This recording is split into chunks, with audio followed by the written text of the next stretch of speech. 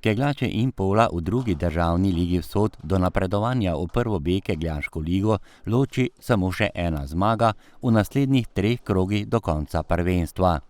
V 15. krogu so na domačem kegljišču premagali ekipo Dormejo iz Zagorja ob Savi 7-1.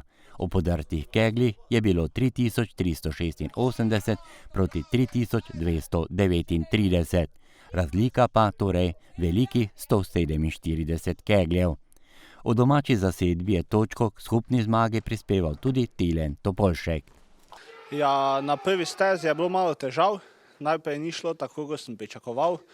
Pa sem se na koncu nekako izvlekel iz tega, pa sem pokazal to, kar znam.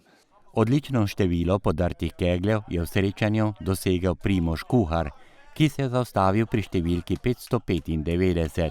Odlično. Fantje se trudijo. Upamo, da bomo zdržali do konca lige, tako je treba in še tak naprej, da se uvrstimo v višjo ligo. Da pa je vse v dobrem treningu in pristopu, so potrdili tudi ostale člani ekipe, ki so prispevali še 4 zmage za uspeh v tej tekmi. Denis Vrečko je podrl 537 kegljev, Primož Topolšek 571, Marko Topolšek 546 in Tilen Topolšek 576 kegljev.